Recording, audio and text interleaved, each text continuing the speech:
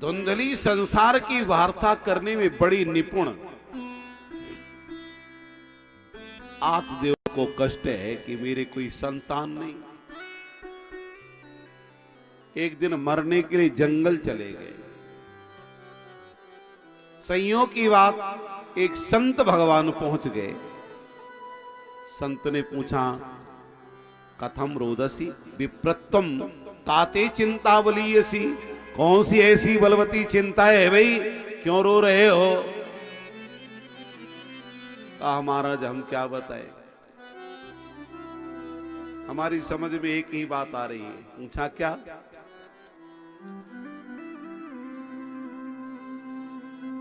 धिक्कुलम चानुपत्तस्य धिक्कुलम संतति बिना, उस कुल को धिक्कार है जिस कुल में बेटा न होवे, उस परिवार को धिक्कार है जिसको परिवार में संतति को बढ़ाने वाला कोई न होवे। महाराज मैंने एक वृक्ष लगाया, वो वृक्ष निष्फल हो गया। मैंने एक गाय पाली, वो भी बंध्या हो गई। समझ में आ गया कि मेरे भाग्य में पुत्र लिखा ही नहीं है। अब मैं मरने के लिए जंगल आ गया। संत भगवान ने कहा, देखो बहुत ज्यादा पुत्र के विषय में परेशान हो। कहा महाराज बेटा हो जाए चाहे जैसा होवे, अगर नहीं दोगे बेटा मुझे तो मैं सिर पटक करके यही मर जाऊंगा। संत भगवान को लगा कि मेरे ही सामने मरेगा तो दुनिया के लोग क्या कहेंगे। संत ने कृपा करके एक फल दे दिया और कहा ले जाकर के पत्नी को देना। उसने ले जाकर के पत्नी को दिया, भाग्यवान ले लो, इससे तुम्हें पुत्र हो जाएगा। रख दो ताक में, अभी हम पूजा करेंगी पाठ करेंगी फिर फल पाएंगे। संयोग की बात पड़ोसन पहुंच गई तो पड़ोसन ने कहा, बहना क्या बात है, किस बात से चिंता तो रहो। कहा बहन क्या कहें, बाबा जी ने इन्हें एक फल दे दिया है और फल पाते ही गर्भ हो जाएगा। अगर गर्भ हो गया तो एक बार हम भोजन करेंगी तो कमजोर हो जाएंगे। नगर में चोर डाकू आए तो भाग नहीं पाएंगी, और घर का काम धंधा कर नहीं पाएंगी तो नंद रानी को बुलाएंगी तो नंद रानी घर का सारा माल लेकर के चंपत हो जाएंगी।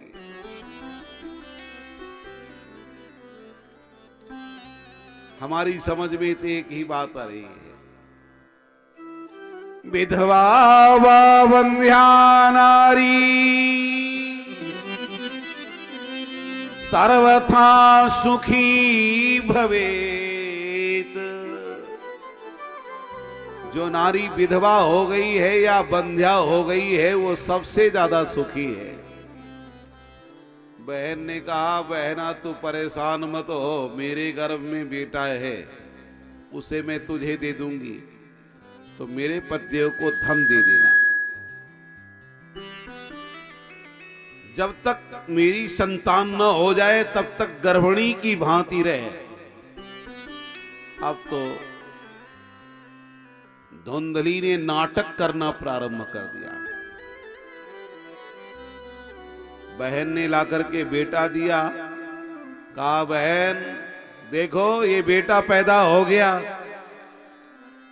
और उसने लिया और जाकर के आत्मदेव के सामने रख दिया। देखिए महाराज बेटा हो गया है, बधाइयां बजवाओ। भोले वाले महात्मा आत्मदेव क्या जाने कि बेटा कैसे पैदा होता है। आदिदेव जी भजन में मस्त रहने वाले, इन्होंने जात कर्म संस्कार के बाद बढ़िया सुंदर बरहों संस्कार कराया। नामकरण संस्कार की बारी आई। कहा देखो भाई मेरा नाम है आदिदेव, तो बेटे का नाम रख देता हूं रामदेव।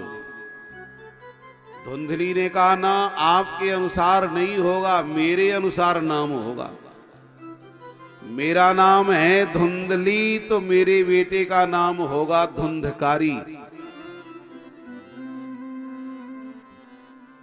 जैसा नाम था वैसे ही काम करना प्रारंभ किया। जिसको पाता उसी को धुन देता।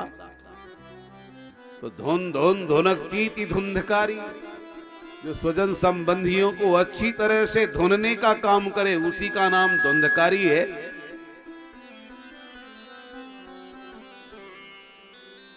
गाय के भी एक सुंदर सर्वांग बालक हुआ, क्योंकि वह फल गाय को दे दिया गया था। एक वर्ष के बाद जब गाय के बालक हुआ तो नगरवासी कहने लगे, धन्य है हमारे आदिदेव के भाग्य को। पहले तो एक पुत्र के लिए तरस रहे थे, अब तो गाय के भी बालक पैदा हो गया। आश्चर्य है। धेन्वा बालो प्रसूसितः,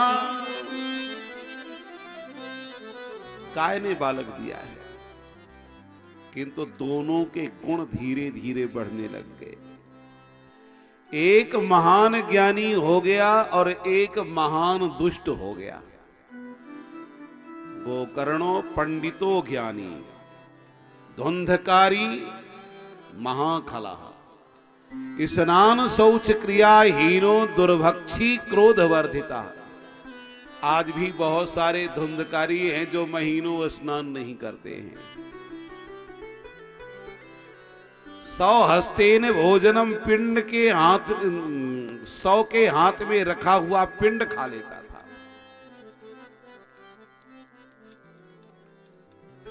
एक दिन पिताजी के पास पहुंचा, पिताजी धन दीजिए, तो धन तो पिताजी के पास था नहीं। कहा बेटे मेरे पास कुछ नहीं। नाराज हो गया, कहा कल तुम्हारा कल्याण कर देंगे हम, नहीं तो धन दे देना।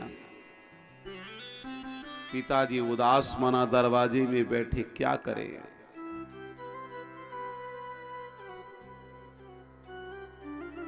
गोकर्ण जी पहुंच गए। पूछा पिताजी क्यों परेशान हैं? कहा जिस बेटे का मैंने पालन पोषण किया वो बेटा मुझे मारने के लिए तैयार बैठा हुआ है। कितनी बड़ी विचित्र स्थिति है। गोकर्ण जी महाराज ने कहा पिताजी जिसे आप बेटा मान रहे हो वो तुम्हारा बेटा नहीं है। क्यों? का संसार में कौन किसकी स्त्री है, कौन किसका भाई है, कौन किसका मित्र है।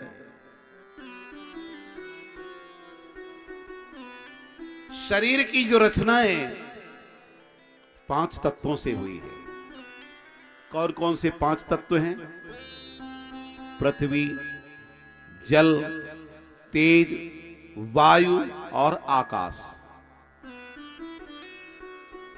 आप पृथ्वी तत्व है? नहीं है। जल तत्व है, अग्नि तत्व है, वायु तत्व है, आकाश तत्व है? नहीं है। जब आप ये सारे तत्व नहीं हैं तो फिर परेशान क्यों हो रहे हो? देहे स्तिमांसे रुधिरे धीमतिम त्यज तुम जाया सुतादिषु सदा ममता विमुंच पश्यानिशं जगदिदं क्षणभङ्गिनीष्टं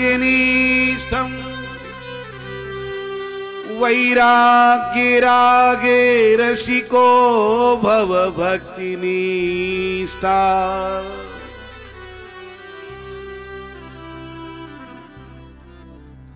संसार